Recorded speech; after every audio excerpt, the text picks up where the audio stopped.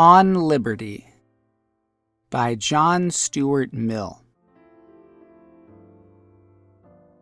Chapter 3 of Individuality.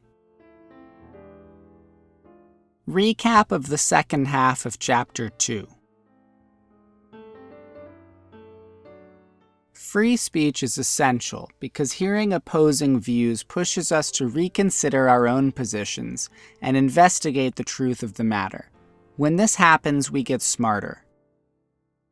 Without opposing views, we would forget why we believed anything in the first place. We would forget how to think. We would get stupider. Through a myriad of arguments, Mill has established that the freedom to speak freely is essential to society because it benefits us in so many ways.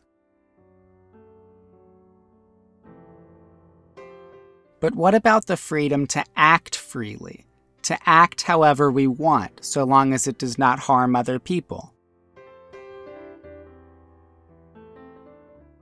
For instance, if someone wanted to burn his whole house down for fun, should the government allow him to do so if no one else's property is at risk?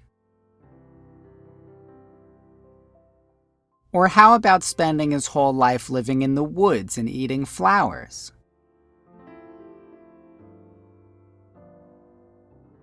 Or how about gambling his whole life savings away? Is the government permitted to get involved then to protect him from himself? Mill would respond by saying the same thing that he would say about speech that makes us uneasy or uncomfortable. Mill writes that if he refrains from molesting others in what concerns them, and merely acts according to his own inclination and judgment in things which concern himself, he should be allowed, without molestation, to carry his opinions into practice at his own cost. In other words, Mill argues that so long as our actions do not harm other people, they should be as free as our words are. But why?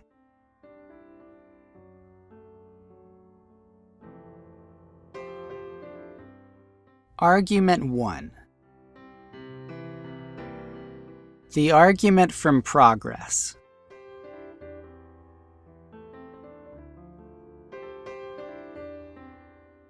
As it is useful that while mankind are imperfect, there should be different opinions, so is it that there should be different experiments in living. That free scope should be given to varieties of character, short of injury to others, and that the worth of different modes of life should be proved practically when anyone thinks fit to try them. It is desirable, in short, that in things which do not primarily concern others, individuality should assert itself. Different experiments in living, as Mill calls it, allow people to test new ways of acting and see what works best for them rather than just deferring to what people normally do.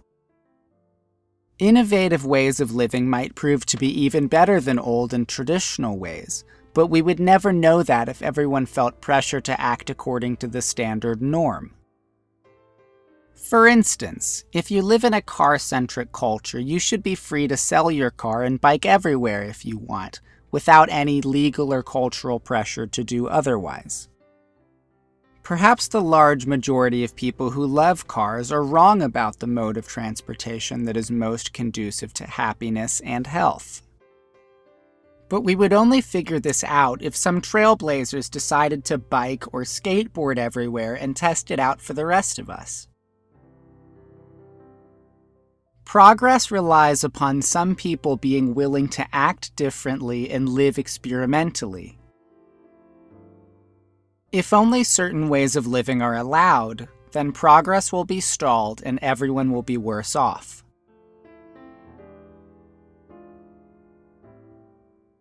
Argument 2. The argument from human development. Mill is concerned that if some actions are free and other actions are outlawed, most people will lose their individuality. They will become chained to custom and will lose the faculties of intelligence and independence that are developed through free action. Mill writes that to conform to custom merely as custom does not educate or develop in him any of the qualities which are the distinctive endowment of a human being. The human faculties of perception, judgment, discriminative feeling, mental activity, and even moral preference are exercised only in making a choice. He who does anything because it is the custom makes no choice. He gains no practice either in discerning or in desiring what is best. The mental and moral, like the muscular, powers are improved only by being used. When we only follow customs instead of creating our own path, our minds are not developed. When we only follow customs instead of creating our own path, we never learn how to judge good from bad. Being forced to choose makes us consider various options and weigh the pros and cons.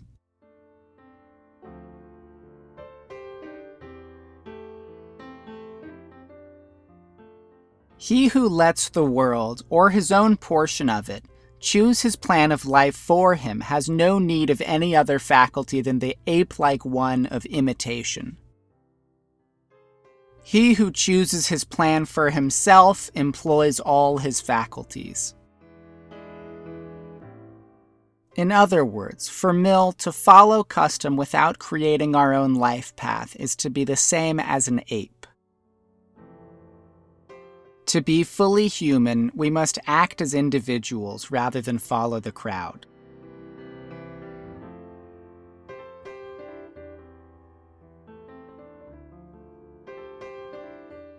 According to Mill, it is becoming increasingly difficult to set our own path. People are more likely than ever to follow the crowd. Society has now fairly got the better of individuality. At present, individuals are lost in the crowd.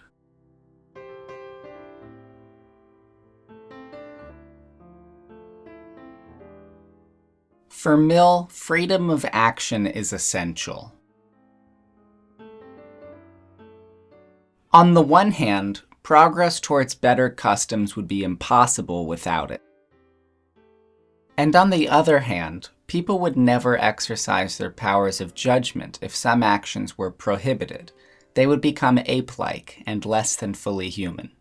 Mill says that our actions can only be restricted if they harm someone else. If they harm only ourselves, the law cannot do anything about it. But where do we draw the line between harming oneself and harming others? Won't other people be affected if we harm ourselves?